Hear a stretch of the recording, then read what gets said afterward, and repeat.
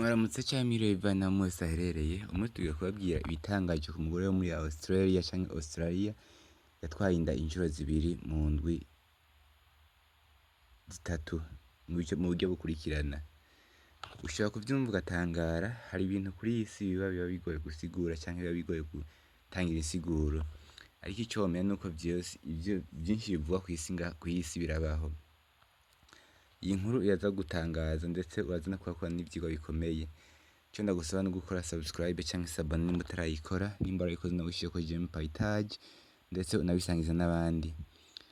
Umugore wo muri Australia canke muri Australia w'imyaka 36 yitwa Sandra Serre yatwaye inda incuro zibiri mu minsi 18. Bigitangaza bivanye no kubusanzwe iyo umugore yasamye ubwa mbere gusama ubwa kabiri biba bidashoboka, bivanye n'imikorere y'umubiri w'umuntu. Uyu mugore yatwaye inda canke yatwise incuro zibiri ariko mu buryo butandukanye, kuko ubwa mbere yatwise inda mu buryo busanzwe dusanzwe tuzi, ubwa kabiri yatwita bifashishijwe ubuhinga. Ushobora kwibaza uti vyagenze gute? Ubusanzwe Sandra Serre n'umugabo wiwe David Serre bari basanzwe bazi ko kuvyara mu buryo busanzwe bitazobashobokera, bivanye nuko uyu mugabo mu mwaka wa 2015 yasanzwemo kanseri y'ubugabo canke cancer de prostate, n'umugore akagira ikibazo cotuma kuvyara mu buryo busanzwe bidakunda. Ivyo vyatumye biyemeza kuzokoresha uburyo n'ubuhinga buzwi nka in vitro fertilization canke IVF, aho intangangore n'intangangabo zihurizwa muri laboratoire, ubundi iryo gi rigashirwa mu mugore, umwana akavuka nkuko kenshi muze kuvyumva. Ubuhinga biyemeje kubukoresha mu kwezi k'umunani 2018, yamara ntibari bazi ko umugore yari yarasamye mu buryo busanzwe mu minsi 18 yari iheze. Iryo gi ryatunganijwe muri laboratoire, ryashizwe muri uwo mugore risanga ryarindi ryari risanzwemwo, abana barakurana. Ibi vyatumye havuka abana babiri, umuhungu yitwa Michael naho umukobwa nawe yitwa Poppy. Uwo muryango uhita uba umwana wa 10 ibi bibayeko kuva isi yakabaho. Ubwo yavugaga kuri ibi bitangaza vyamubayeho, Sandra Serre yavuze ati Michael yavukiye amezi 8, avuka atageze, yakunze kugira ibibazo mu minsi ya mbere, ariko ubu ni abana bafise ubuzima bwiza canke amagara meza. Abana babiri basanze abandi bakuru babo babiri bavutse imbere, ariko muri bwa buryo bw'ubuhinga bwa IVF canke in vitro fertilization, nk'uko Daily Mail ikimenyeshamakuru gikomeye co mu Bwongereza cavyanditse cabivuze. Nubwo abana babayeho mu buryo butandukanye, abavyeyi babo bafata nk'impanga canke amahasa.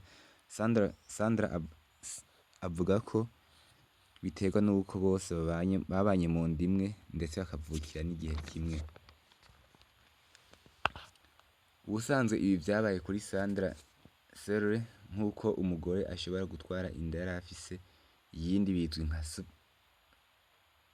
superfetation canke superfetation. Uretse ko kuri Sandra yasamye ubwa mbere mu buryo busanzwe, ubundi agasama hifashishijwe in vitro fertilization canke IVF, incuro zabanje kuba ku bandi bantu, aho abana bose basamwa ku buryo busanzwe ata IVF igiyemwo yifashishijwe. Ni ibintu bibaho gake cane ku bice ubusa n'ibice 3%. Ubusanzwe iyo umugore yamaze gusama inda, imisemburo ntiyemera ko hari irindi rigi rirekurwa. Igi ryaremwe ubwa mbere rica rifunga inzira. Abahinga mu vy'ubuzima bagaragaza ko nubwo ibi ku muntu biba gake cane, ku bikoko vy'ibinyamabere, nukuvuga ibikoko vyonsa bito canke small mammals, harimwo amafi n'izindi nyamaswa, ibi ngo birabaho cane. ese iyi nkuru wari bwayumve y'umugore yatwaye inda ku yindi, canke ibi wibaza ko bishobora kubaho? Nubwo atawumenya ishobora kumenya ko, nubwo atawarazi ko araho bibaho, ibi bishobora kubaho cane. Ese iyi nkuru ikwigishije iki? Urashobora kutubwira muri commentaire ico iyi nkuru ikwigishije, nimba wari uzi ko bibaho canke nimba wari utazi ko bibaho, nimba waramaze gusoma iyi nkuru canke kuyumviriza urashobora kubitubwira. Ico tugusaba rero no gukora subscribe kugira ngo uzokurikirana ibiganiro vyinshi iminsi yose, nimba warayikoze nawe ushireko j'aime, partage ndetse na commentaire, ushishikare ubisangiza n'abandi kugira ngo n'abandi bashobore kubibona, bashobore kumva inkuru, kuko ari inkuru umuntu ashobora kumva atari bwumve bikaba mu buryo bw'igitangaza butangaje. Niyo mpamvu rero musabwe kubisangiza abandi kugira ngo nabo nyene bashobore kuzohavyumviriza, kandi muratubwira n'ico muvyumvako n'ico mubivugako. Iciyumviro cose kirakirwa. Mwakoze kutwumviriza, bye.